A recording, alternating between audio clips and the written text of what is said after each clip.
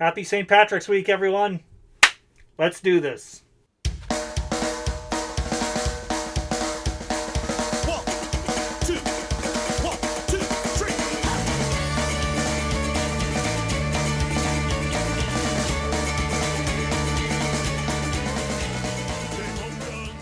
All right. Welcome to One Flight Down Basement Beer Tastings, St. Patrick's Week edition.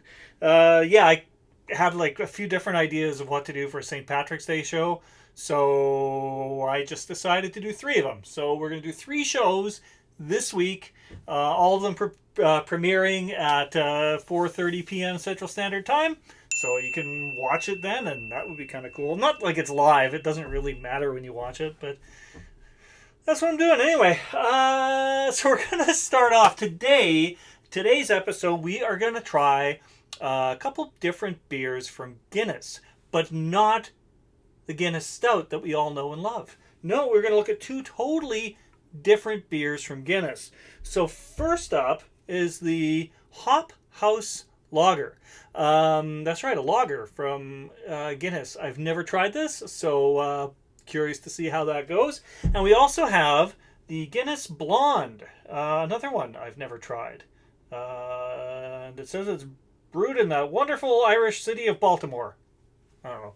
Okay, so let's we're going to start with the Hop House Lager, and let's stick this one back in the fridge. Let's crack this open.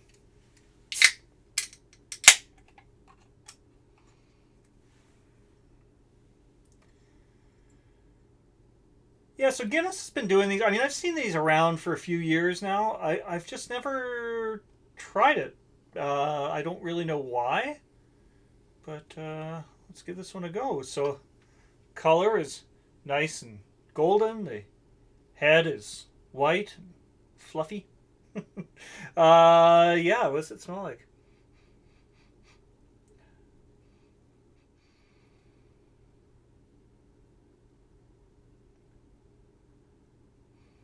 It doesn't smell any different than any other lager, which I guess it shouldn't. Interesting thing about this, I'm just going to let the head settle a little bit, is it's a hop house lager. So it's a hoppy lager. Usually you associate hops with pale ales, the India Pale Ale, which is known for being a really hoppy beer. We don't always think of lagers as being particularly hoppy. I had a hoppy lager a few weeks ago from Sookram's Brewing here in Winnipeg, and it was really good. So I've got some pretty high hopes for this, actually.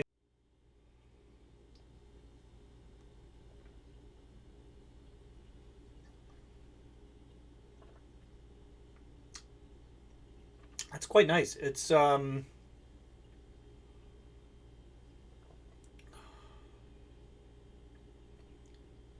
little bit of a fruitiness in there, I think. You can definitely taste the hops, but for people who are put off by really hoppy beers, I don't think the hops are so strong that you would not enjoy this. If you like just a good crisp lager, you don't get much more crisp than this. It's quite nice.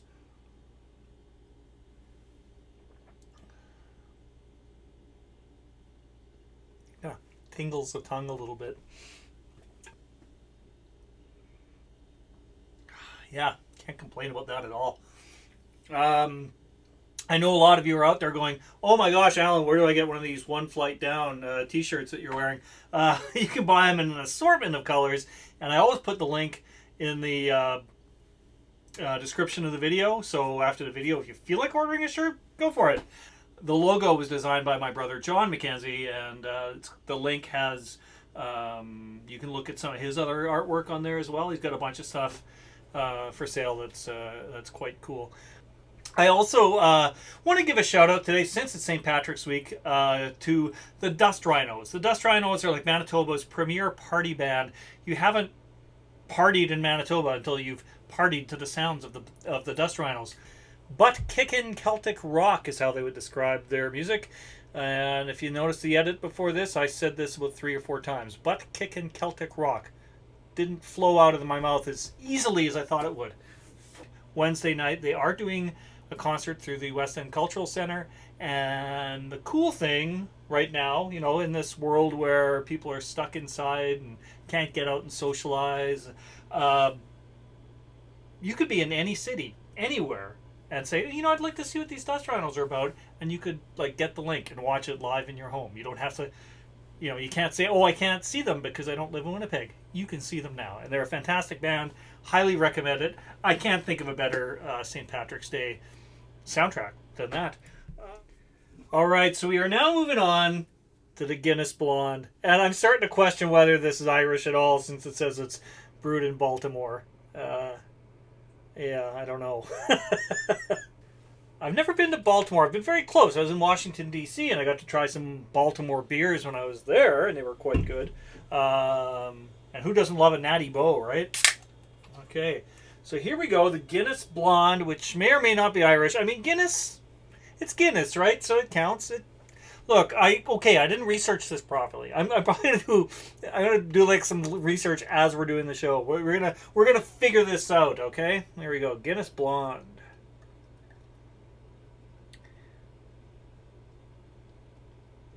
Now I'm expecting this to be a little different than the lager, just because I think it's a blonde ale, right? This is mine's a blonde. It's brewed and canned by Guinness Brewing Company in Baltimore, Maryland. There we go. It is a crisp golden beer, citrusy with a refreshing finish, based on a recipe refined for brewing at our new Open Gate Brewery and Barrel House in Baltimore, Maryland. All right. So what is this? Is this an ale, a lager? It's a beer. It just says beer. That's all it says.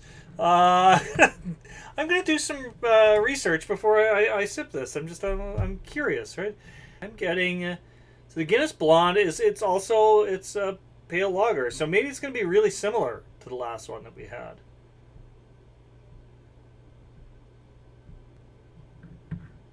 Yeah, I was expecting more of a blonde ale. Interesting.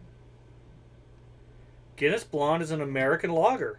Okay, so it's two lagers in a row is what I'm having. This isn't a hopped lager like the last one was. Yeah, let's give it a shot. It's almost odorless.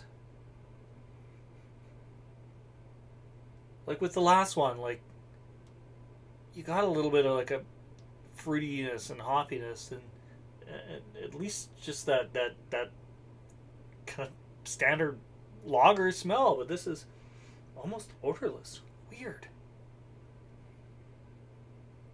I mean, I've almost got to touch my nose to the foam to get some kind of aromatic feel of what this is going to be.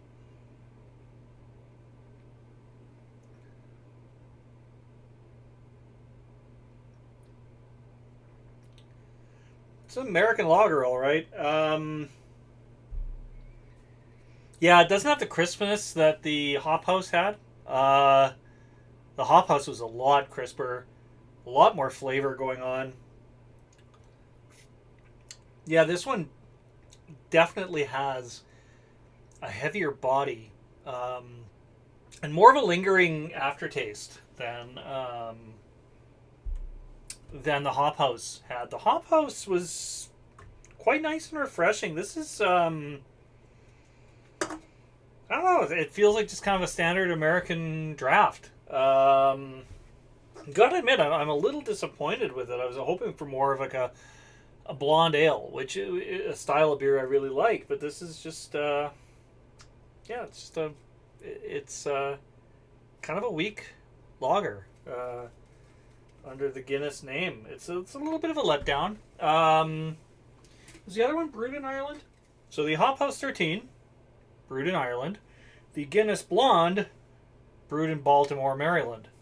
I mean, the Guinness Blonde is a great looking can, right? The design. I always loved the look of that. And then you've got the Hop House Lager, which doesn't look like much in terms of the design of the can. It doesn't, I mean, it says Guinness on the top, but you could easily pass by this and think this could be anything, right? You wouldn't think much about it. This says, "Oh, I'm in for a treat. I'm going to have like a light colored Guinness," but it's just kind of a disappointing beer, unfortunately.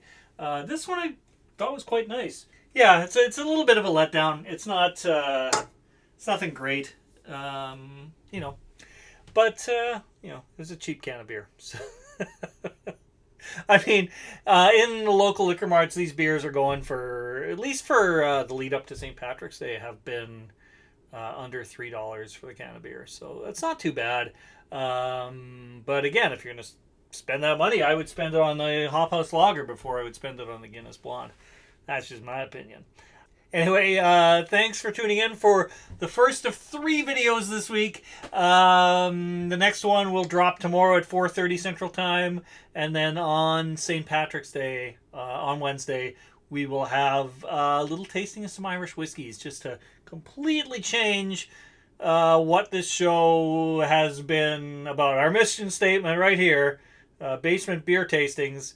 And I'm going to be drinking whiskey on Wednesday's show. If you've got a problem with that, take it up with management. Anyway, cheers. Hope to see you again tomorrow. You've got Guinness, then pour me a pint. And pour one for my